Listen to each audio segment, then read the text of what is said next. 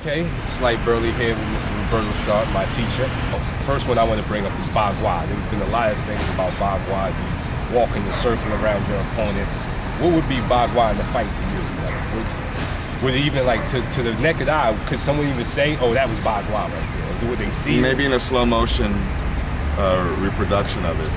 But the Bagua is a principle. It's in the principle of change, of constant change. So really it's about seeing how well the person adopts to change and makes the enemy change in a bad way. That would, to me, would be the epitome of a Bagua strategy of fighting. Now, Baguajang is the palm, eight diagram palm boxing. And that would seem to me that, according to the different stories of the lineages that already are there, some Bagua men would be strikers, some Bagua men would be grapplers, and others would be kind of like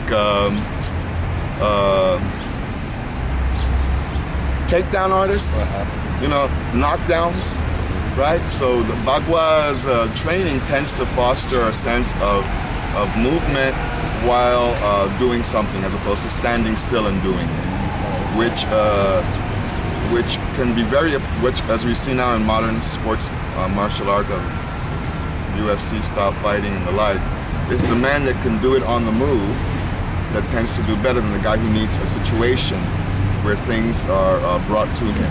Oh, so it wouldn't be like Lion holds the ball. No, but Lion holds the ball. No, it wouldn't be like that to be in outside the gap. But once you see a particular grappling maneuver, like for example the famous fireman's carry, kind of looks like Lion holds the ball. You know, if you look at the different manners in which we get neck cranks and snap downs and single legs, you can see that there is training from our forms to be able to do those movements. But now the Chinese culture has a way of being very polite and discreet when introducing information like this. So Lion holds the ball is a very poetic way of saying, not saying, attack the neck. Oh, okay. So it doesn't, in real fight time, it doesn't look as pretty then? No, it cannot. It cannot. Why cannot it look pretty? Because the other man is trying to defeat you. So no participation. Right. I mean, even in our push hands, in our Bagua style push hands, you'll see the intimation of the full move is almost impossible with the other man being present. So somebody said it, you know, in a way that if you see the full technique, you know it wasn't right.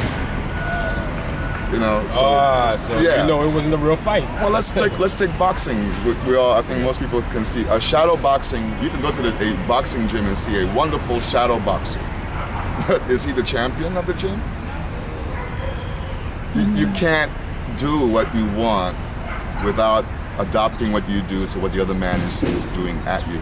Okay. Because there's a thing like with 52 blocks, there's a lot of moves, so there's a belief that in the real-time fight, me confronting you, I could... No, those are conditioning drills. Oh, you see, conditioning drills. And among the many things that we've learned is that people who want to be warriors, who want to live a warrior lifestyle, need to condition themselves for specific flexibility and specific reaction.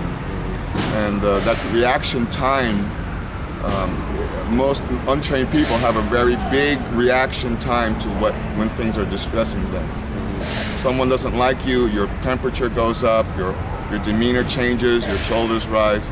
A trained person is going to know those things happen and not allow them. So they're very, used to being So there's more thing happening to the technique than just the technique. Sure, the flexibility of your shoulders and your neck and your wrist and your orientation of what you do with your hands, that's what our training is for. And that's why it may look almost like dancing or like yoga or other arts that are known for being good for you, but not necessarily being, fighting arts, right? But in our case, we're trying to do all of the above through our fighting arts. If not, that belongs to soldiers. Soldiers don't care how they will live. They're supposed to go in there kind of expecting to die, right? But a martial artist, a warrior, is trying to preserve and conserve life, his life, your life, her life, everyone's life. And your training is life enhancing. So if I can get my elbow, you know, across my chest and behind my back and so on, this is good health, good shoulder flexibility. But when it comes to the fight, it's almost a conversation. So you have to be into it, you know, open to what the other man's doing instead of being your own you world. can't have. In fact, I would say that's a real Tai Chi Chuan's different songs and lectures talk about losing, being in a position of losing yourself. I heard a minister today on television, a Christian minister, say that when in the Bible God confronts the devil, it's always the devil that goes first. You know, God doesn't do anything like that. He's not offensive in this preacher's way of saying it. God has the power to let you try it.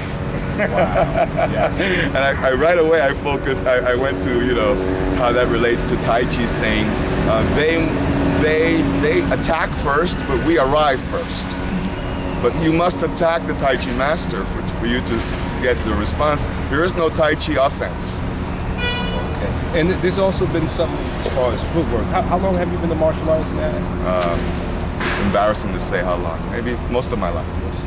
And there's a notion going on with the whole for two and everything I've learned from you and Wilson that in the fight, a man has to stand his ground. You don't move around.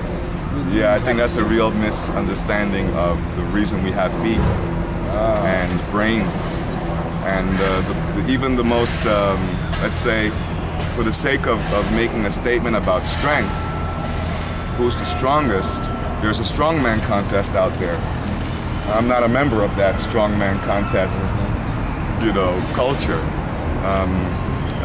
And I'm sure it has many benefits to it. In other words, being stronger, who can prove that they're stronger? Well, I guess it's who can stand their ground the best and the longest.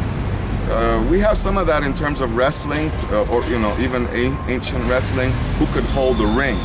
Or in sumo, you see the two men clash, and then one of them, the loser, is somehow manipulated out of the ring without necessarily having anybody hitting each other, but they're basically slamming their bodies into each other. But when you're fighting for keeps, you do anything necessary to win, which may mean running, which may mean hiding, it may mean climbing, it may mean digging into something. So it all implies to me extreme footwork and bodywork movement, much more like a chimp or a gorilla than a Hercules type. Well, yes, because there's almost like a rock, paper, scissors thing where it's like my show me foot beats your bagua. Yeah. Well, how you feel about that? Is it the style that fights or is it men that fight? Well, I think the answer is the latter. It's the man that makes the fight, and styles and names of styles are almost a burden. In getting it simple, getting yourself into a situation where you have faith in what you're learning and you learn it. Okay. And it makes sense to you because you're a logical person. You don't put your logic aside. You try to understand it well. To let's say we take boxing. Initially, being told to just like bob and weave and move your head and, you know, put on this mouthpiece and wear these trunks and put on these big shoes and run miles and miles a day may seem like, but that's not boxing, that's not fighting. I need to learn to beat somebody in, you know, 6 seconds.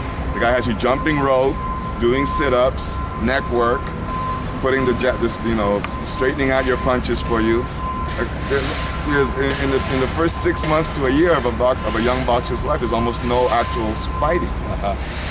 Limited sparring, controlled sparring, knowing what punches are coming. You wouldn't put that young man into the ring to demonstrate boxing yet, but he's a boxer. He's training. Level 1. And I think many of us are in a rush to skip over these levels and get into the fight. And why that is perhaps a deeper issue than I study Shaolin or I study Tai Chi or I study Arnis.